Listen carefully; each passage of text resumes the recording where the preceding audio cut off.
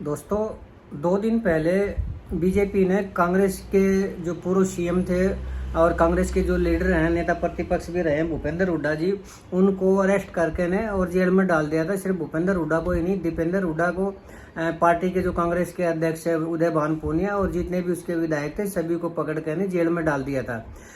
लेकिन दोस्तों, ऐसा क्या हुआ कि बीजेपी कांग्रेस के भूपेंद्र हुड्डा को जेल में डालने के लिए तरस रही थी और आज से नहीं लगभग 20 साल से उसकी ये इच्छा थी कि भूपेंद्र हुड्डा को किसी तरह फंसाया जाए, उसकी जेल की जाए।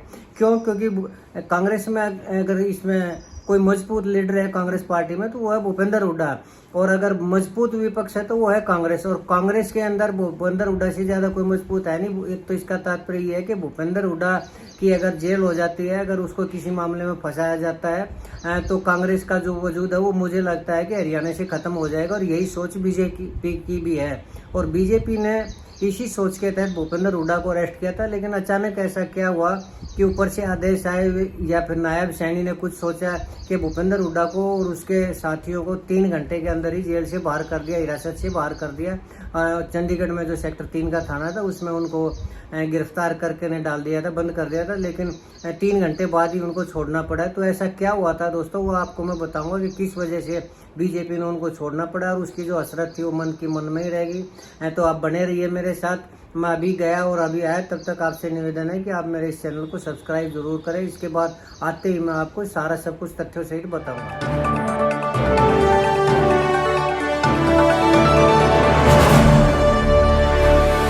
दोस्तों नमस्कार। दोस्तों, मैं सतबीर सिंह अपने यूट्यूब के भारत लिंक ग्लोबल चैनल पर आपका स्वागत करता हूं।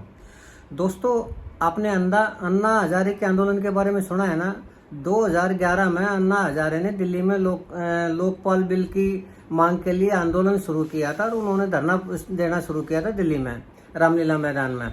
लेकिन शुरू में उससे पहले न तो कोई अन्ना हजारे को जाना करता, न वो इतना चर्चित चेहरा हुआ करते जितना उस आंदोलन के बाद हुए। तो शुरू में जब उन्होंने धरना और प्रदर्शन अपना शुरू किया तो कांग्रेस में उस टाइम सेंटर के अंदर कांग्रेस पार्टी का राज था। मनमोहन सिंह प्रधानमंत्री हुआ करते और सोनिया गांधी थी वो पार्टी के अध्यक्ष हुआ करती। तो उन्होंने इसके ऊपर कोई ध्यान नहीं दिया। लेकिन धीरे धीरे इस आंदोलन में लोग जुड़ते चले गए और लोगों के साथ आरएसएस और बीजेपी ने उसका अपना समर्थन दिया। तो वो जो आंदोलन था अन्ना हजारे का वो बड़े रूप लेने लगा। तो कांग्रेस पार्टी ने उसको अन्ना हजारे को समझाने के लिए अपने जितने भी बड़े बड़े नेता थे उनको हर एक को मनाने के लिए भेजा, हर एक को समझाने की कोशिश की, हर एक ने समझाने की कोशिश की अन्ना हजारे को। लेकिन अन्ना हजारे ने किसी भी आदमी की, कोई भी किसी नेता के सामने झुकने से मना कर दिया। लास्ट में अन्ना हजारे को कांग्रेस ने जेल में भी डाल दिया था, लेकिन उसके बावजूद भी अन्ना हजारे ने झुकने से मना कर दिया और दिल्ली के अंदर उसने अपना जो आंदोलन था वो शुरू किया। और धीरे धीरे ये आंदोलन इतना बड़ा रूप ले गया कि ये जन आंदोलन बन गया, पूरे देश का आंदोलन बन गया ये। और हर एक राज्य से, यहाँ तक कि फिल्म स्टार और बॉलीवुड वाले वो भी आके अपना समर्थन देने लगे। जब ये दिखाई दिया कांग्रेस को कि ये तो एक जन आंदोलन बन गया, पूरे देश में फैल चुका है, तो कांग्रेस पार्टी को झुकना पड़ा और अन्ना हजारे की जितनी भी मांगे थी वो माननी पड़ी और जन लोकपाल विधेयक जो वो लेके आई थी कांग्रेस पार्टी। खैर, ये तो थी दोस्तों कांग्रेस के टाइम की बात। अब 2014 में जब प्रधानमंत्री नरेंद्र मोदी बने तो उसके टाइम में भी आंदोलन हुए। उसमें सबसे प्रमुख आंदोलन था 2020 में किसान आंदोलन। तो किसानों ने 3 कानूनों के बदले में उनको ख़त्म करने के लिए अपना जो मांगे थी और जो प्रदर्शन था वो शुरू किया। शुरू में नरेंद्र मोदी ने उसको मना कर दिया, मानने से मना कर दिया। लेकिन किसानों ने आंदोलन था वो जो धरना प्रदर्शन था वो दिल्ली के चारों तरफ अपना शुरू कर दिया और दिल्ली के अंदर घेरा डाल के ने और अपना प्रदर्शन जारी रखा। इसमें बीजेपी ने हर वो कोशिश की इस आंदोलन को दबाने के लिए, सड़कें खोद दी और जितने भी बैरिकेड्स लगा दिए, पुलिस चारों तरफ, दिल्ली के चारों तरफ कर दी। लेकिन किसान थे वो आंदोलन करने पे जुट गए और लगभग 380 दिन तक यानी 1 साल से ऊपर ये आंदोलन चला। और ये आंदोलन भी जब देश के साथ साथ विदेशों में भी इस आंदोलन के बारे में चर्चा होने लगी, दबाव बढ़ने लगा, तो प्रधानमंत्री नरेंद्र मोदी को भी झुकना पड़ा और तीनों कानून वो कहना पड़ा मैं इन 3 कानूनों को ख़त्म करता हूँ। हालांकि लोग तो अब भी ये कह रहे हैं कि बैकडोर में वो कानून ख़त्म नहीं हुआ, बैकडोर में उनको लागू करने का सरकार प्रयत्न करने लग रही है। खैर, उसके बाद दोस्तों धरना प्रदर्शन या आंदोलन हुआ विनेश फोगाट का। विनेश फोगाट, बजरंग पूनिया और साक्षी मलिक ने बजरंग इसके कुश्ती के जो अध्यक्ष हुआ करते ब्रजभूषण शरण सिंह, उसके खिलाफ अपना धरना शुरू किया था। हालांकि उसके पीछे भी कोई राजनीतिक एक वो था, एजेंडा था। लेकिन अगर हम उस चीज़ की बात ना भी करें, अगर हम उसे धरने प्रदर्शन की भी बात करें, तो धीरे धीरे शुरू में तो बीजेपी ने उसको मानने से मना कर दिया। लेकिन जब खापों ने उसको अपना समर्थन दिया, लोगों ने, विपक्षी पार्टियों ने उसका अपना समर्थन देना शुरू किया, तो धीरे धीरे वो आंदोलन वो भी एक तरह से गले की हड्डी जब बनता दिखाई दिया, तो प्रधानमंत्री को भी झुकना पड़ा, नरेंद्र मोदी को भी झुकना पड़ा और ब्रजभूषण शरण के खिलाफ एफआईआर दर्ज करनी पड़ी और जितनी भी इसकी प्रदर्शनकारियों की जो मांग थी वो सारी माननी पड़ी। तो इस तरह के जो आंदोलन है दोस्तों, सरकार का एक ये रहता है कि जल्दी से जल्दी उसको ख़त्म किया जाए जब तक कि वो जन आंदोलन ना बने। दूसरा, फिर कोई भी आंदोलन है, अब मान लो कर्मचारियों का भी आंदोलन है, तो शुरू में तो एक डिपार्टमेंट के कर्मचारी हैं वो अपना धरना प्रदर्शन शुरू करते हैं। उसके बाद जो और कर्मचारियों के जो समूह हैं, सर्व कर्मचारी संघ या इस तरह के, वो अपना जब उनको प्रदर्शन को उस अपना समर्थन देते हैं, तो उसके साथ साथ फिर खाप भी अपना समर्थन देना शुरू करती है और वो जो आंदोलन है वो बड़ा आंदोलन का रूप ले। इससे पहले उस आंदोलन के साथ समझौता कर लिया जाता है और उस आंदोलन को ख़त्म कर लिया जाता है। ये और यही सरकारों का एक कार्यविधि होती है, तरीका होता है कि आंदोलन जब ज़्यादा बड़ा ना हो, जन आंदोलन ना बन पाए, उससे पहले ही किसी भी तरह उस आंदोलन को या तो वो अपने आदमियों को घुसा देती है, उसको दो फाड़ कर देती है उस आंदोलन को, या फिर अगर नहीं भी ऐसा कर पाती तो वो जो उनकी मांगे हैं उनके ऊपर कुछ मांगों को मान लिया जाता है, कुछ मांगों को छोड़ दिया जाता है, कुछ का आश्वासन दिया जाता है और उस आंदोलन को भी ख़त्म कर दिया जाता है। अब इस तरह ये जो किसान आंदोलन, दिल्ली वाला किसान आंदोलन था, उसके बाद अब ये पंजाब में किसान आंदोलन शुरू किया, तो हालांकि ये भी काफ़ी लंबे टाइम तक चला और धीरे धीरे कभी मनाने का वो करके अधिकारियों को भेज कर, कभी नेताओं को भेज कर उनको तुड़वाने, अनशन तुड़वाने का प्रयास किया।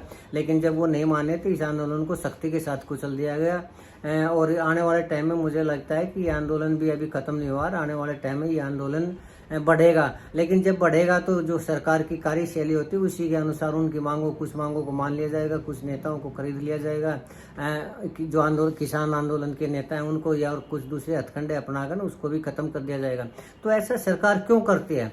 ऐसा सरकार इसलिए करती है, कोई भी सरकार हो दोस्तों, चाहे वो कांग्रेस हो या बीजेपी हो, वो इस तरह के धरना प्रदर्शन से बहुत ज़्यादा डरती है।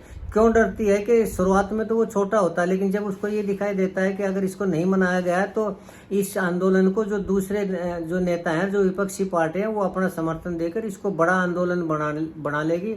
और बड़ा आंदोलन जिस दिन बन जाता है उस दिन उस पार्टी के जो वोट बैंक है या उस पार्टी को आने वाले टाइम में चुनाव में जो नुकसान होता है उसको देखते हुए यही सरकार चाहती है कि उसको ख़त्म कर दिया जाए। और अब जो भूपेंद्र हुड्डा का मामला था, भूपेंद्र हुड्डा ने जो गांधी परिवार था उनके खिलाफ जो चार्जशीट दायर की थी, उसके खिलाफ पूरे देश में कांग्रेस पार्टी ने धरना प्रदर्शन शुरू किया और इसमें चंडीगढ़ में भी जो कांग्रेस के नेता थे भूपेंद्र हुड्डा की अगुवाई में, उन्होंने जितने उसके एमएलए थे, 37-38 वो थे विधायक थे, वो थे कांग्रेस के अध्यक्ष थे या भूपेंद्र हुड्डा के साथ दीपेंद्र हुड्डा थे, सभी ने अपना प्रदर्शन किया। शुरू में तो कोशिश की प्रशासन ने, पुलिस ने कोशिश की कि उनको आंदोलन को आगे न बढ़ने दिया जाए, बैरिकेड्स भी लगाए। जब बैरिकेड्स को तोड़कर वो आगे बढ़े तो उनको, जब पुलिस प्रशासन को ये दिखाई दिया कि ये उग्र रूप धारण करने जा रहा है, तो उस जितने भी नेता थे, भूपेंद्र हुड्डा थे, दीपेंद्र हुड्डा और जितने भी थे, उनको अरेस्ट करके ने और सेक्टर 3 के थाने में डाल दिया।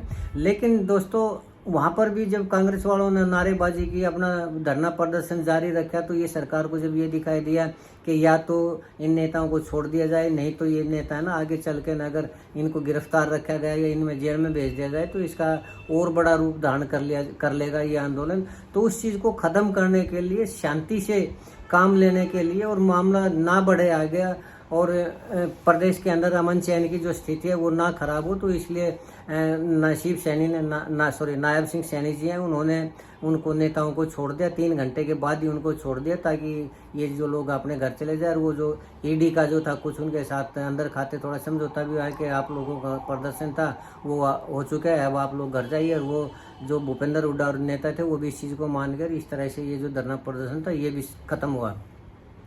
तो इसमें दोस्तों मैं फिर कह रहा हूँ कि कोई भी सरकार है वो प्रदर्शनों को बढ़ावा नहीं देती और उसका यही प्रयास होता है कि वो उस प्रदर्शन को आगे ना बढ़े ताकि आने वाले टाइम में उस पार्टी के वोटों का नुकसान ना हो।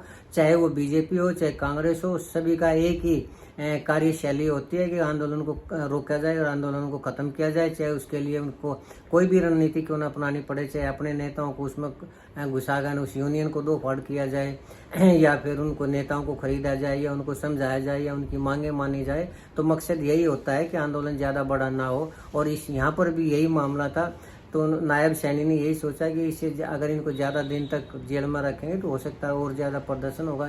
इन नेताओं के समर्थन में फिर जो कांग्रेस के ओर हैं वो धरना प्रदर्शन शुरू कर देंगे और ये एक तरह से बड़ा आंदोलन का रूप ले लेगा। तो यही सोच कर उन्होंने 3 घंटे बाद ही कांग्रेस के जो नेता थे उनको छोड़ दिया था और यही कारण था और इससे ज़्यादा और कोई कारण नहीं था मेरे हिसाब से। तो हाँ, ये ज़रूर है कि बीजेपी की ये असरत ज़रूर है कि वो भूपेंद्र हुड्डा को जेल में ज़रूर डाले ताकि जो मजबूत विपक्ष है वो खत्म हो जाए और मजबूत विपक्ष कांग्रेस से। और कांग्रेस में जो आज के दिन सबसे बड़े नेता है वो भूपेंद्र हुड्डा है और भूपेंद्र हुड्डा अगर किसी तरह से उनको सजा करवाने में बीजेपी कामयाब हो जाती है तो मेरे हिसाब से हरियाणा के अंदर जो कांग्रेस है उसको बहुत बड़ा झटका लगेगा और यही प्रयास उसका रहता है। लेकिन फिलहाल तो बीजेपी की असरत पूरी नहीं हुई और उसको भूपेंद्र हुड्डा और उसके साथियों को छोड़ना पड़ा। दोस्तों, ये वजह थी भूपेंद्र हुड्डा को छोड़ने की। तो मुझे उम्मीद है कि आप लोगों को ये जो वजह है ये पसंद आई होगी, मेरा वीडियो पसंद आया होगा। अगर आपको लगता है कि मेरी ये विवेचना ठीक है तो मैं आपसे अनुरोध करूंगा कि मेरे इस वीडियो को लाइक करें, शेयर करें दोस्तों। और आपसे विशेष अनुरोध ये जरूर करना चाहूँगा कि मेरे इस चैनल को सब्सक्राइब जरूर करें ताकि मेरा हौसला बढ़ता रहे। आपने मेरा ये वीडियो देखे इसके लिए आपका बहुत बहुत धन्यवाद। नमस्कार, जय हिंद।